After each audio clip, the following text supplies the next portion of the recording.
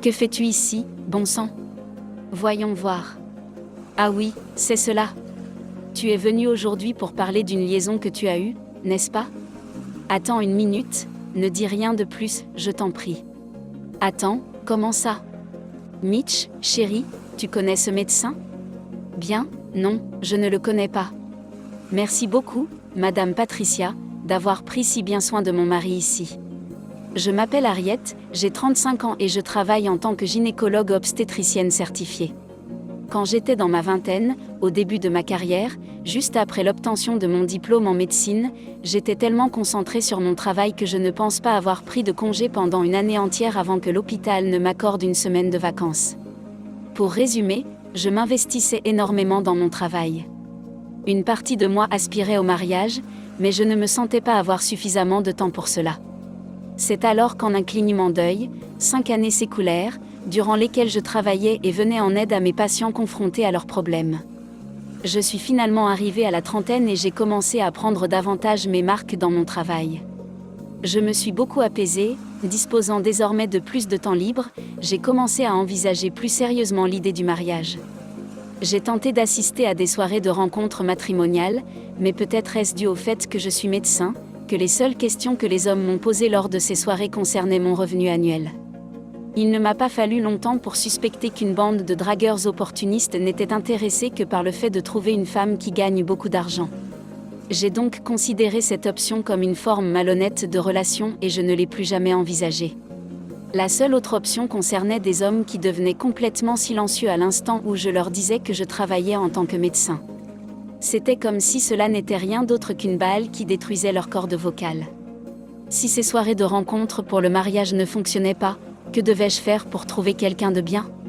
C'est alors que j'ai eu une réunion d'anciens élèves de collège pour la première fois depuis longtemps.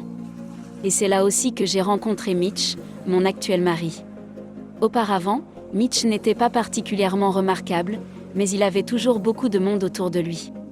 Il travaille maintenant pour une entreprise très prestigieuse et les filles se bousculent autour de lui. Bien que nous soyons toutes deux dans la trentaine, il semblait que je n'étais pas la seule à être pressée de me marier. J'ai finalement eu la chance de parler à Mitch lors du deuxième tour de la soirée. Ensuite, nous avons quitté le restaurant et nous sommes dirigés vers un bar. Lors de notre discussion, nous avons découvert que nous partagions les mêmes loisirs et que nous ne plaisantions jamais sur notre travail. Notre travail représentait pour nous deux notre plus grande fierté, et inutile de dire que c'était très agréable de parler avec quelqu'un qui partageait le même niveau de passion pour le travail. Je pouvais m'identifier à lui sur de nombreux points, et je peux dire en toute sécurité que nous nous sommes très bien entendus. Puis, nous avons commencé à sortir ensemble. 3 ans plus tard, nous nous sommes mariés. Bien que nous ayons fini par nous marier, nous étions tous les deux très occupés, et il y avait des moments où nous ne nous voyions pas très souvent. Quand j'étais particulièrement occupée, je restais parfois dans le dortoir des médecins adjacents à l'hôpital. Il y a eu une fois où j'étais tellement occupée que je n'ai pas pu rentrer chez moi pendant toute une semaine. Cependant, j'avais décidé que je devais rentrer chez moi, maintenant que tout mon travail était enfin terminé. J'ai fini de travailler tôt et suis rentrée chez moi avant mon mari. Je ne lui ai pas dit que je rentrais à la maison car j'avais décidé de lui faire une surprise. Mitch était également très occupé au travail et revenait rarement à la maison à l'heure. J'ai pensé à me détendre en regardant un film. Pour une raison quelconque, mon instinct me disait que quelque chose n'allait pas, effectivement, j'ai découvert la raison. Il n'y avait absolument aucune photo de notre mariage. Il y a une étagère à côté de la télé où nous gardons nos photos de mariage, et j'ai passé un certain temps à chercher partout sur cette étagère. J'ai également regardé derrière le téléviseur, ainsi que sur les autres étagères qui l'entourent. Je trouvais étrange de ne rien trouver. Et alors que je les cherchais, j'ai entendu mon mari entrer par la porte. « Attends une seconde, tu es à la maison. »« Oui, chérie, je suis enfin rentrée. J'ai fini le travail plus tôt aujourd'hui, et j'ai pensé rentrer à la maison pour te faire une surprise. Puis-je te demander quelque chose? Où as-tu déplacé nos photos de mariage? » Oh, les photos de mariage? Il semblait clairement contrarié, mais il a rapidement répondu. Je pensais qu'il existerait un meilleur endroit pour elle. En prononçant ces mots, il s'approcha de l'armoire du salon, atteignit l'étagère la plus élevée et en sortit un vaste cadre représentant nous deux dans nos habits de mariage. Je pense que cela fait un bon emplacement pour ça, tu ne trouves pas? Il posa le cadre sur le comptoir de la cuisine. Il semblait parfaitement à sa place. Bien, c'est bon, dit-il. Tu sais, tu n'étais pas obligé de les mettre dans le placard, non? On aurait pu discuter de l'endroit le plus approprié. Sur le comptoir de la cuisine, c'est un excellent choix, je dois l'admettre, lui répondit-il. Oui, mais je pensais te surprendre en changeant d'endroit, tu vois. Merci d'avoir tenté de me surprendre, mon amour. C'est une idée merveilleuse. Et je n'ai rien dit de plus après ça. Mitch est ensuite monté, ou plutôt s'est précipité à l'étage pour prendre un bain. Entre-temps, j'avais encore une chose en tête, et j'ai décidé d'y jeter un coup d'œil. Lorsque je suis revenue dans la maison, j'ai immédiatement senti quelque chose d'anormal. Il régnait une odeur sucrée dans l'air, et je ne pense pas qu'il s'agisse d'un parfum d'homme. Je pensais plutôt qu'il s'agissait d'un parfum de femme. De plus, mon mari n'utilise ni parfum ni eau de toilette, donc nous pouvons être absolument sûrs que ce n'est pas son parfum. Je suis ensuite allée dans l'armoire à vêtements de mon mari, située dans sa chambre, et j'y ai découvert la même odeur, plus forte cette fois-ci, sur certains de ses vêtements de sortie. Quelques articles dégageaient cette odeur, et j'étais certaine que mon mari avait été en contact avec une femme. Peut-être avait-il une liaison pendant mon absence prolongée due au travail. C'est ce que je supposais, mais j'ai choisi de ne pas interroger mon mari pour l'instant. Mitch était intelligent. Ainsi, même si je l'avais interrogé à ce moment-là, j'étais certaine qu'il aurait trouvé un moyen de décliner toute responsabilité. J'ai estimé qu'il était préférable de rassembler autant de preuves que possible pour m'assurer qu'il n'échapperait pas à la justice. J'ai pensé que cela serait plus concluant. Maintenant, je n'ai aucune preuve, mais cette odeur. C'était certainement suspecte. De plus, sa façon d'agir n'était pas passée inaperçue. Cela n'a fait qu'augmenter mes soupçons. J'ai pris mon après-midi le lendemain et je me suis rendue dans une agence de détectives de confiance pour demander leur aide. J'avais décidé de leur demander d'enquêter sur Mitch et de voir s'ils voyaient vraiment quelqu'un d'autre. Le détective qui s'est occupé de moi, un certain Travis, m'a donné d'excellents conseils.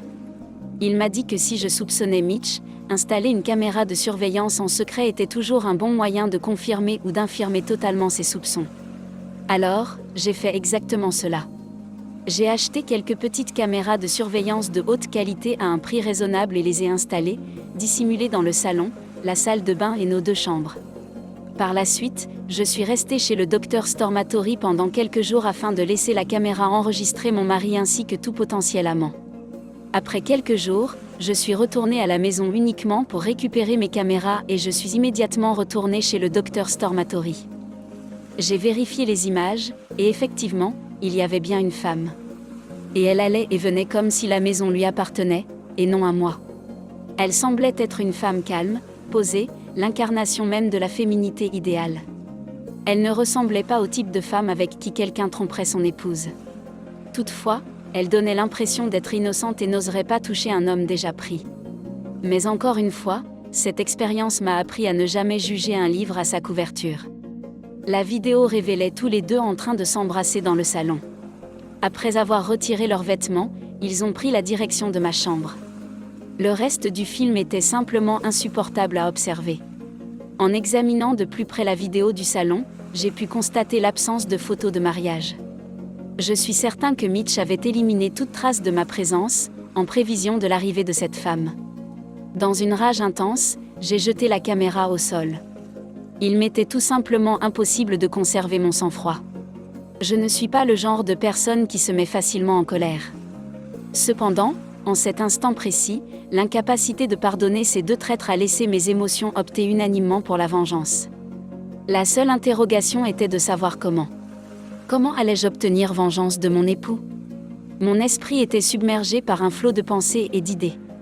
Je peux jurer que cette séance de réflexion a épuisé mon cerveau plus que toutes mes heures d'études cumulées pour devenir gynécologue obstétricien.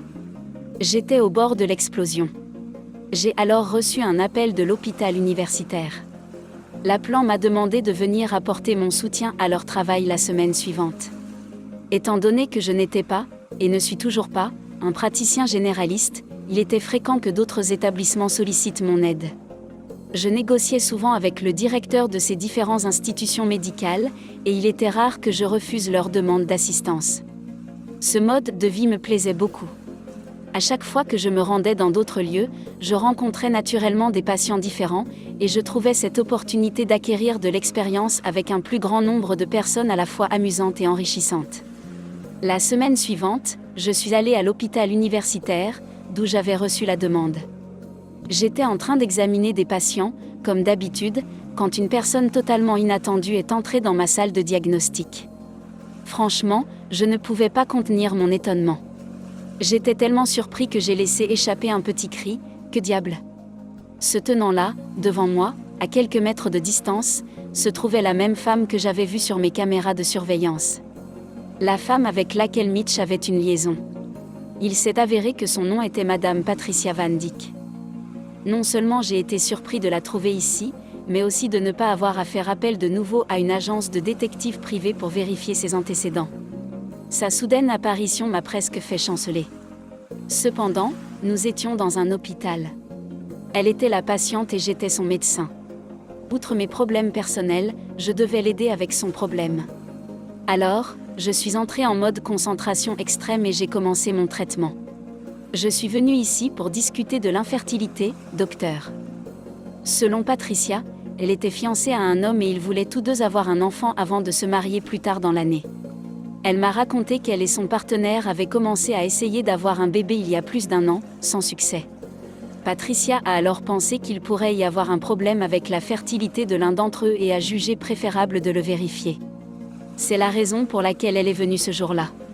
Son fiancé était occupé par son travail ce jour-là, c'est pourquoi il n'a pas pu assister à ce rendez-vous particulier. Conformément au protocole médical, j'ai continué en lui demandant quel genre de personne était son fiancé. Elle a été très honnête. Elle m'a dit tout ce qu'elle pensait être pertinent. Puis, elle a admis que son bien-aimé avait été marié une fois, et il avait essayé d'avoir des enfants avec son ancienne épouse. Mais tout comme eux, il n'avait pas eu beaucoup de chance avec cela. Il y a 2 ans, son ancienne épouse est décédée, ce qui a rendu impossible tout test de fertilité. Un test de fertilité avant le mariage s'appelle un bilan prémarital, n'est-ce pas? Oui, c'est exact. Vous en savez beaucoup sur la médecine, mademoiselle Van Dyck. Au fait, dans le cas où l'un de vous aurait un problème, comment envisagez-vous de procéder au traitement? Je pense que nous sommes sur la même longueur d'onde. Nous croyons vraiment que le temps et la patience permettront de trouver notre magnifique enfant. Nous sommes tous les deux prêts à suivre un traitement et à faire de notre mieux pour résoudre chaque problème. Son fiancé étant sur la même longueur d'onde qu'elle, mademoiselle Van Dyck abordait cette situation avec beaucoup de positivité. Je l'écoutais, presque sans la reconnaître, comme étant la maîtresse de mon mari. Et en tant que médecin, je souhaite vraiment l'aider. Elle semblait confiante et me dit « Je pense que tout ira bien, docteur ». Il m'a clairement exprimé sa certitude que c'était à cause de son ex-femme qu'il n'avait pas réussi à concevoir d'enfant.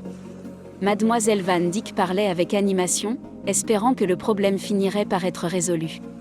Pour ma part, c'était non seulement la première fois que je réalisais que j'étais déjà considérée comme n'ayant jamais existé, mais il pensait également que j'étais la raison pour laquelle Mitch et moi ne pouvions pas avoir d'enfant. J'étais plus stupéfaite que triste en découvrant cette vérité, pour être honnête. Ce qui m'a surpris, c'est que les efforts pour concevoir un enfant avaient duré plus d'1 an.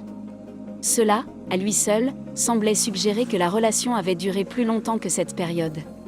À ce stade, je ne pouvais tout simplement pas croire ce que je réalisais. Cependant, comme je me le rappelais au début de tout cela, j'étais le médecin ici, et elle était la patiente. Ce n'était pas le moment de laisser éclater la colère et la malice. De façon professionnelle, je lui ai dit qu'elle devrait être examinée et j'ai pris un rendez-vous. Par mesure de précaution, je recommande que votre compagne ou compagnon vienne également à l'examen avec vous. Pensez-vous être en mesure de le convaincre de venir le jour prévu? Je pense que oui, mais il travaille pour une grande entreprise de renom.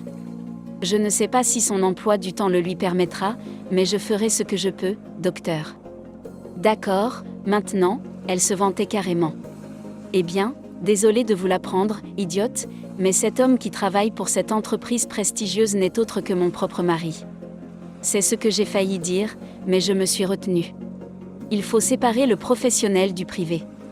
Nulle part ailleurs cela n'est plus important que dans un cabinet médical.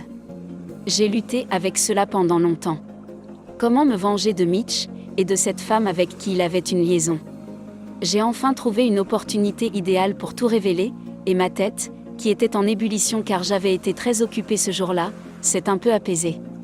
J'ai travaillé dans un autre hôpital le jour où ils sont venus pour leur examen de fertilité, je ne pouvais donc pas m'occuper d'eux. Mais le jour où les résultats devaient être annoncés coïncidait avec un jour où je travaillais pour ce même hôpital.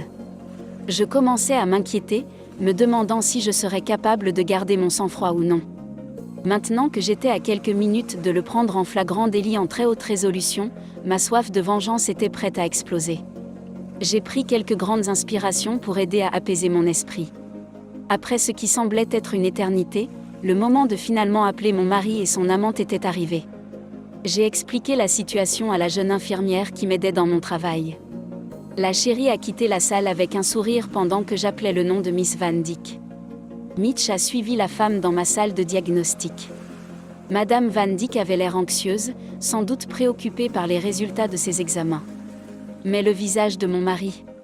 Oh là là, c'était glorieux de voir que son teint devenait plus pâle à chaque seconde qui passait. Mais, pourquoi êtes-vous, oh zut? L'expression de Mitch était celle d'un enfant qui a été surpris en train de casser la tasse préférée de sa mère, mais il était trop tard. Attends, quoi? Mitch, mon chéri, tu connais ce médecin? Il ne répond pas, tremblant de panique. Il n'est pas surprenant qu'il soit si surpris. Il savait que je travaillais habituellement à l'hôpital Croix-Bleue en centre-ville et que je me déplaçais également assez souvent dans diverses autres institutions pour les aider avec leur clientèle. Mais je ne lui avais pas mentionné que j'allais travailler ici. Je présume que me voir ici est la dernière chose à laquelle il s'attendait. La femme avec qui il a une liaison, Mademoiselle Van Dyck, est déconcertée et mon mari était complètement muet. Cette atmosphère était l'incarnation même du malaise. Après un certain temps dans cette situation inconfortable, j'ai révélé la vérité. Alors, regardons ça. Ah oui, bien sûr. Vous êtes venu aujourd'hui pour parler de la relation que vous entretenez, n'est-ce pas? Pardonnez-moi. Je m'excuse de ne jamais m'être présentée formellement. Mon nom est Harriet Bordan et oui, je suis la femme de cet homme qui se tient derrière vous. Malheureusement, il semble que je sois toujours en vie dans ce monde. J'ai découvert votre existence seulement récemment, en réalité. Je n'aurais jamais cru que mon mari fidèle aurait une liaison, encore moins qu'il essayerait de concevoir un enfant avec une autre femme pendant plus d'1 an. Lorsque j'ai découvert la vérité, j'étais choquée, mais j'imagine que vous ne saviez pas vraiment qui j'étais, n'est-ce pas, Mademoiselle Van Dyck? Une affaire? Je suis désolée, mais je ne crois pas pouvoir comprendre cela pour l'instant. Pourriez-vous m'expliquer plus clairement, chérie? En disant cela, elle le regardait. Mitch m'a répondu d'une voix basse et calme. Harriet, ne fais pas ça, s'il te plaît. Mais pourquoi diable devais-je m'arrêter? La fête allait tout juste commencer. Eh bien, pour le moment, je me fiche vraiment que mon mari soit infidèle ou non. Tu n'es pas revenu ici pour cela, mais plutôt pour entendre les résultats de tes examens d'infertilité, n'est-ce pas? En fait, Mitch et moi ne pouvions pas non plus avoir d'enfants, et nous avons également envisagé de faire des tests. Mais, étant donné que nous avons été tellement occupés avec nos emplois dernièrement, nous n'avons pas pu tout faire. Je pensais cependant que si j'étais la cause du problème, il serait préférable de me faire examiner le plus tôt possible et si nécessaire, commencer un traitement. Selon mes résultats, et les tiens, de ce que je peux dire, il n'y a rien de mal, ni avec toi ni avec moi. Attends. Rien de mal ni avec toi ni avec moi? Veux-tu dire qu'il est la source de nos problèmes de conception d'enfants? Depuis le début de mon mariage avec Mitch, je souhaitais avoir des enfants. J'ai partagé mes pensées avec mon mari sur cette question, et bien sûr, il était en accord avec moi. Nous avons persévéré dans nos essais pour que je tombe enceinte, mais la chance ne nous a tout simplement pas souri. Considérant ma profession de gynécologue-obstétricien, j'étais consciente de la nécessité de faire un test. Il me semblait préférable de commencer un traitement aussitôt que possible, j'ai donc envisagé de me faire examiner avant de demander à Mitch de subir certains examens. Mes résultats ont clairement indiqué que je n'avais aucun problème. Dans ce contexte précis, j'ai consulté ses résultats lorsqu'il est venu pour l'examen. Tout m'a énormément satisfait. L'infertilité de Mitch était la raison pour laquelle nous ne pouvions pas concevoir un enfant. Rappelez-moi, c'est votre fiancé, n'est-ce pas? Oui, c'est lui. Eh bien, votre fiancé a été diagnostiqué avec une aspermie. Cela signifie qu'il n'y a pas de sperme mesurable dans son éjaculat. Pas possible. Si vous souhaitez être soigné, je serais ravi de négocier. Qu'aimeriez-vous faire? Statistiquement parlant, les chances que ce monsieur réussisse à nous rendre enceintes sont presque nulles, j'en ai bien peur. En d'autres termes, sans traitement immédiat, je ne pense pas qu'il soit possible de concevoir des enfants. Je me suis alors comporté en tant que médecin idéal, faisant comme si rien ne s'était passé, comme si l'affaire avait été complètement oubliée. Je leur ai simplement communiqué les résultats de manière détachée. Nous y réfléchirons, docteur. Je suis désolée. Cela dit, ni lui ni elle ne semblaient vouloir en parler, préférant changer de sujet. Ils sont restés assis sur les chaises d'examen pendant un long moment, comme s'ils voulaient dire quelque chose, mais finalement, aucun d'eux ne l'a fait. Revenez lorsque vous aurez décidé de ce que vous voulez faire. Je suis sûre que tout se passera bien si vous travaillez ensemble. Prenez bien soin de vous. J'ai presque forcé celui-ci à quitter immédiatement la pièce. Même après cela, j'ai poursuivi mon travail de médecin sans jamais hésiter, ni laisser ce que je venais de vivre m'affecter d'une façon ou d'une autre. J'étais déjà totalement vide lorsque je l'ai vu avec cette femme. Ce n'est qu'après que je l'ai considéré comme un salaud sans âme. Une fois mon travail terminé, je suis rentrée à la maison où j'ai trouvé mon mari à genoux. Je ne sais pas s'il était dans cette position toute l'après-midi, ou s'il a simplement entendu mon retour à la maison et s'est précipité pour se mettre à genoux, comme pour me faire croire qu'il avait agi ainsi toute la journée. Cependant, j'étais encore sous le choc. Je ne sais pas, mais je me demandais ce qu'il espérait changer en se contentant de s'agenouiller en signe d'excuse. Je suis vraiment désolée pour cela, mais tu ne comprends pas. Je pense comprendre tout. Que suggères-tu de faire à ce sujet? Inventer des excuses? Fais attention, l'ami. Il avait l'air sur le point de commencer à inventer des excuses, alors je l'ai rapidement interrompu avant qu'il n'ait l'occasion. Avec cela, je l'ai directement mis sur la sellette et l'ai psychologiquement poussé dans un coin. J'ai été surprise aujourd'hui. Tu sais, je n'aurais jamais pensé le découvrir de la manière dont je l'ai fait. Je suis tellement déçue de toi. Je te demande encore, qu'envisages-tu de faire maintenant? Juste après lui avoir posé cette question, il s'est effondré davantage sur ses genoux et m'a relaté toute l'histoire. Cette relation a duré 1 an et demi. La femme avec laquelle il entretenait cette affaire était la fille du président d'un partenaire commercial majeur de l'entreprise de mon mari. Il s'agirait apparemment d'un très vaste conglomérat. L'entreprise de mon mari est également grande, mais malheureusement, le poste de président lui était éternellement inaccessible. En effet, le président actuel avait un fils marié, qui avait lui-même un fils. Mon mari pensait qu'en épousant la fille du président, il pourrait un jour devenir lui-même le dirigeant d'un grand conglomérat prestigieux. C'est pourquoi il s'était mis à me reprocher de ne pas pouvoir avoir d'enfants, envisageant même d'utiliser ce prétexte pour divorcer. Comme je n'étais pas présente à la maison, il continuait à l'inviter chez nous. Ils ont ainsi eu de nombreux rendez-vous. Mon mari pensait qu'en l'accueillant chez lui, il gagnerait sa confiance. Après tout, il avait besoin d'apparaître comme un homme célibataire aux yeux de tous. Il a déclaré que toutes nos photos de mariage étaient rangées dans un coin isolé de la maison. Quant à ladite femme, elle a bel et bien été trompée. Cependant, la témérité de l'usage des affaires de son épouse vive, et ce sans permission, m'échappait complètement. Et encore, même en supposant que son épouse ait réellement rejoint sa dernière demeure, je ne pouvais envisager quiconque se servant de ses biens après sa mort. Franchement, cela me semblait plutôt macabre. Je ne trouvais aucune logique à l'idée qu'elle se serve de mes vêtements et de mes effets personnels. Plus j'écoutais mon mari et ses récits absurdes, plus l'envie montait en moi de vomir sur son visage lamentable. Je ne pouvais tout simplement plus continuer. Je veux divorcer, je ne peux plus continuer ainsi avec toi. D'accord, je comprends. Je le mérite, je suis vraiment désolée. Il n'a montré aucune résistance, et grâce à cela, le divorce a été facile. Je suis certain qu'il était déprimé du fait qu'il était la cause de notre incapacité à avoir des enfants. J'aimerais également solliciter une pension alimentaire. Si tu as quelque chose à discuter avec moi, tu peux le faire par l'intermédiaire de mon avocat. J'ai beaucoup de preuves, je pense donc que ta responsabilité sera mise en évidence. Je vois. Je comprends. Je suis vraiment désolée. J'ai échangé brièvement avec lui sur le futur proche et sur ce qui allait probablement se passer, en termes juridiques, avant qu'il ne quitte la maison. Le divorce a été finalisé peu de temps après. Mon mari a été jugé coupable d'adultère et a été condamné à me payer la pension alimentaire que j'avais spécifiquement demandée.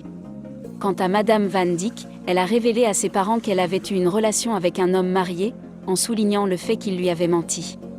Ils étaient absolument furieux. Par ailleurs, le supérieur de Mitch a entendu parler de l'incident de bouche à oreille.